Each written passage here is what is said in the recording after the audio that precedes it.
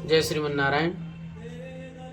बंधुओं, ये हम सबको ज्ञात है, काफ़ी दिनों से शंकराचार्य स्वामी ज्योतिर्मठ के अधिपति स्वामी श्री अविमुक्तेश्वरानंद जी, उनके ऊपर चर्चा चल रही है, चर्चा के विषय बने हुए हैं।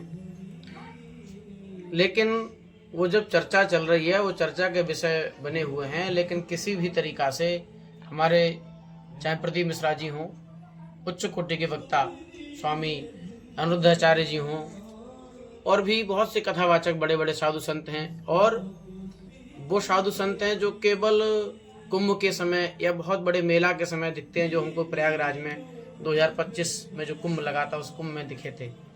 वह सभी साधु संत, वह सभी नागा बाबा, कोई एक भी ऐसा नहीं दिखता कि जो फरसा लेकर के, अपना तीर कमान इत्यादि, अपना अस्त्र शस्त्र लेकर के वह ये कहता दिखे कि मोदी जी या पुलिस की इस प्रकार हिम्मत कैसे पड़ी, एक संत को इस प्रकार गंगा स्नान से रोका गया, उनके 7 बटकों को खदेड़ा गया, उनको पीटा गया, उनकी चोटी पकड़ गई, अपमानित किया गया।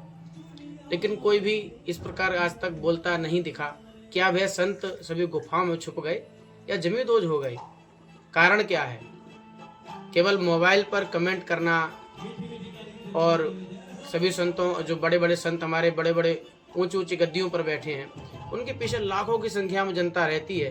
क्या वही कोई कथावाचक, वह कोई संत लोग किसी प्रकार का कोई रिएक्शन, कोई भी सरकार पर, योगी जी पर, पुलिस पर, प्रशासन पर किसी प्रकार का कोई उन पर अब किसी प्रकार से सिखा समझा नहीं सकते उन्हें क्या करना है, क्या नहीं करना है?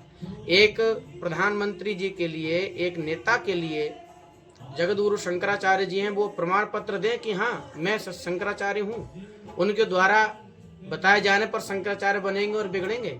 वो शंकराचार्य जी को पूछने के बारे में होते कौन हैं? स्वामी श्री अविमुक्तेश्वरानंद जी, जो स्वयं हमारे सनातन धर्म के लिए लड़ रहे हैं, गौ माता की रक्षा के लिए लड़ रहे हैं, गौ माता को राष्ट्र माता घोषित करने के लिए। माता तो राष्ट्र माता है, गौ माता, इसमें कोई संदेह नहीं। परंतु हम जिस देश में रह रहे हैं वह लोकतांत्रिक देश है, और यहाँ पर जब तक किसी की संवैधानिक रूप से किसी बात पर, किसी चर्चा पर, किसी भी कागज पर मोहर नहीं लगती, तब तक वह सर्वमान्य नहीं होता है। तो वो केवल इसलिए लड़ रहे हैं कि वह गौ माता का जो दर्जा है वो संवैधानिक रूप से गाय को प्राप्त हो। परंतु इस विषय में हमारे बड़े बड़े उच्च कोटि के कथा वक्ता, जिनके पीछे लाखों की भीड़ है, हमारे श्री बागेश्वर वाले बाबा श्रीमान धीरेन्द्र शास्त्री जी, उन्होंने भी पदयात्रा की थी। मैं उस पर पदयात्रा की खूब सराहना की, आज भी कर रहा हूँ, इसमें कोई संदेह नहीं। परंतु क्या उनको ये संज्ञान में नहीं हुआ कि वहाँ पर प्रयागराज में उनके साथ क्या हुआ, शंकराचार्य जी के साथ क्या हुआ? उनको नहीं पता क्या? उनको एक बार भी किसी प्रकार कहना चाहिए, बोलना चाहिए, आकर के क्षमाएं करनी चाहिए। सब लोग एक मंच पर इकट्ठे हों कि इस प्रकार से भी सरकार को ये सब पूछने का अधिकार नहीं है।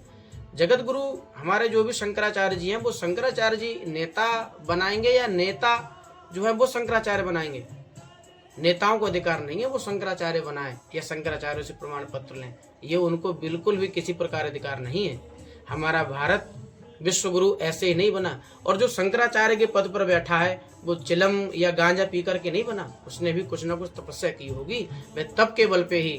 क्योंकि रामचरितमानस में तुलसीदास जी ने भी लिखा है, तप बल सृष्टि करई विधाता, विधाता ब्रह्मा जी भी तप के बल से ही सृष्टि को रचते हैं। तो वो तप करने के बाद भी, तपस्या करने के बाद भी, वो पता नहीं, कहते हैं ना कि कुछ पाने के लिए कुछ खोना पड़ता है, तो पता नहीं क्या क्या उन्होंने खोया होगा। लेकिन आज उनके ऊपर एक जो है बहरूपिया के रूप में एक जो है व्यक्ति आता है, तिलक लगाकर, बड़े बड़े बाल रख करके, जो पुराने समय से हिस्ट्री सीटर रहा है, जिसका जो पुलिस प्रशासन के कागजों में कई जगह नाम है, कई उस पर केस लगे हुए हैं, वह व्यक्ति आता है और हमारे शंकराचार्य जी पर कहता है कि इन्होंने यौन उत्पीड़न किया है, ये इन पर केस लगा दिया जाता है। तो उस केस को लगाने की इस प्रकार से, मतलब सब तरीका से उनको दबाया जा रहा है। तो क्या अभी भी किसी भी प्रकार से हमारे कोई भी बड़े बड़े जो है कथा वक्ता, बड़े संत, या जो लाखों की संख्या में प्रयागराज तीर्थ में, कुंभ मेले जैसे क्षेत्र में जो साधु संत नागा बाबा दिखे थे, या स्वामी अवधेशानंद गिरी, या स्वामी जो और बड़े बड़े संत हैं, वो सब क्यों नहीं आ रहे आगे? वो सब आगे आकर के स्वामी श्री अविमुक्तेश्वरानंद जी की तरफ, उनकी तरफ से लड़ाई क्यों नहीं लड़ रहे? अगर वो आज लड़ाई नहीं लड़ेंगे तो याद रखिएगा कि आप चाटुकारिता में उन सबको नेताओं को अपने पास बैठा सकते हैं, उनसे अपने आगे नतमस्तक उन्हें कर सकते हैं, परंतु आज उनका नंबर है तो नंबर कल आपका भी आ सकता है। इसलिए मेरा सभी से विनम्र निवेदन है, जो लाखों की संख्या में भीड़ लेकर के अपने पीछे चलते हैं ऐसे कथावाचकों संतों से, वे सभी आगे आएं और स्वामी श्री अविमुक्त सुरानंद जी के लिए अपनी ओर से जो भी वे हो सकता है वह संघर्ष अवश्य करें। राधे राधे।